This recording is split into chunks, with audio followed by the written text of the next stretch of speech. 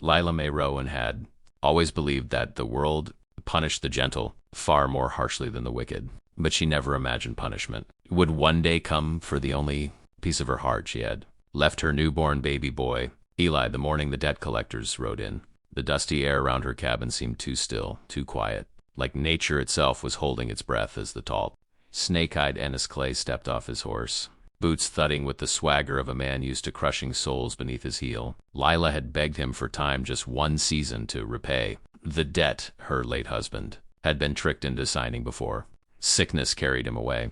But Ennis Clay did not deal in mercy.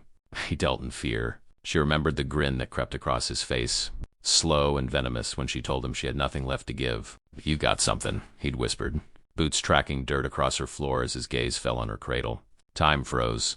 Sound died, and Lila's world split down the middle as he lifted her screaming baby from the blankets. Her legs gave out, her throat burned, and she clawed at his coat, begging, pleading, offering herself, offering everything, but he shoved her to the floor as easily as swatting a fly. "Debt paid," he said, "and if you make noise about it, I'll make sure you never see the sunrise."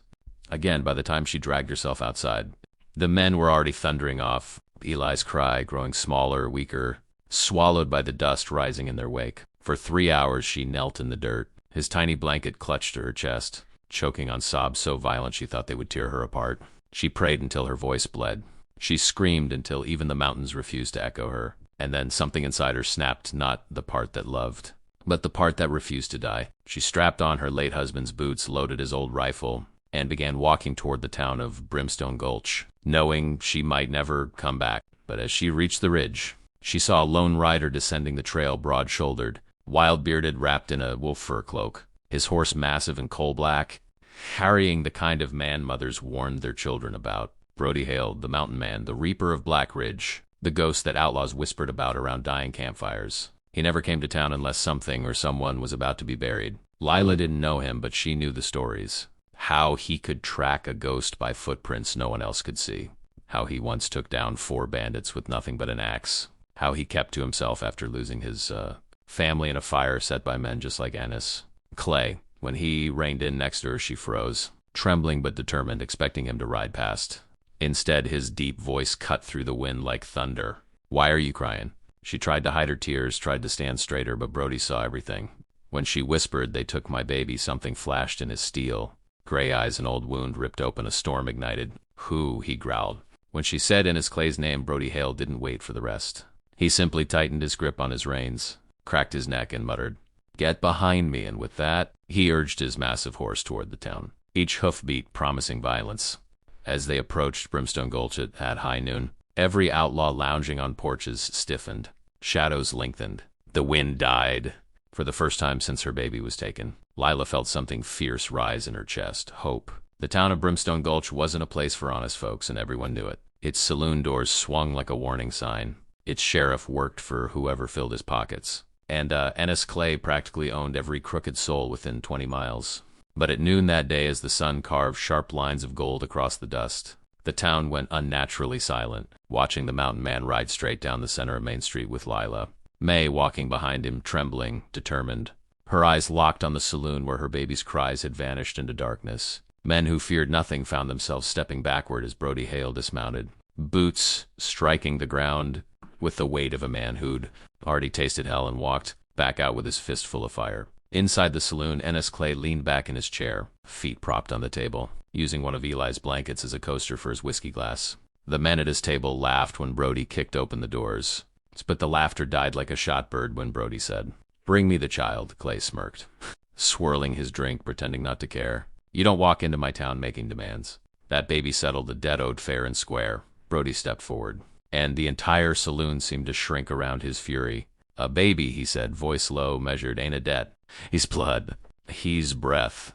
His life. You give him back, or I'll take everything you think you own." Clay snapped his fingers, and 6 guns cocked at once, but Brody didn't flinch. He moved with the lethal grace of a man who had wrestled wolves, tearing a rifle from one thug's hands, smashing it across another's face, dragging a third across the table. The place erupted in chaos fists, splintered wood, flying bottles, but Brody fought like a storm that couldn't be stopped. Lila screamed for her child as thugs swarmed her, but something inside her ignited too, and she swung her rifle like a club, knocking one man unconscious as she stumbled toward the back room where she heard a faint whimper. She burst through the door to find a woman rocking Eli as if he were cargo. Not a child. Lila didn't hesitate. She tore her baby from the woman's arms, collapsing into sobs as she pressed her face to his tiny cheek. "Mama's here. Mama's here," she whispered over and over, her tears falling onto his blanket. Back in the saloon, Brody slammed Ennis Clay against a pillar, cracking it down. In the middle, his townsfolk crowded the doorway, watching the mountain man pass judgment. "You want to take from the helpless?" Brody roared. "Then you answer to me, Clay." Trembling, bleeding, gasped out, "You'll never leave this town alive." Brody wiped the blood from his knuckles. "Wrong. I ain't dying today. But your reign is." He dragged Clay outside and threw him into the street. A few of Clay's own men stepped forward, then stepped back. No one wanted to die for him. The sheriff poked his head out, took one look at Brody, and locked himself inside. Finally, Brody looked to Lila, who stepped out of the saloon holding Eli to her chest, her face streaked with tears and dust, a mother reborn from ash. "If you ever come near her again," Brody told Clay, "I'll plant you so deep the worms won't find." And then he turned to Lila. "You ready to go home?" She nodded, unable to speak through her gratitude. As they left, the town people whispered, some in awe, some in fear about the mountain men who challenged a tyrant at high noon for a woman and her child he didn't even know. But Brody Hale didn't do it for praise. He did it because he had once failed to save his own family, and life had finally given him a chance to save someone else's. As they reached her cabin, he helped her down gently, his rough hands unexpectedly tender. Lila looked up at him with tear-filled eyes. "I don't know how to thank you," she whispered. Brody tipped his hat. "Raise that boy strong." "That's thanks enough." He started to ride away.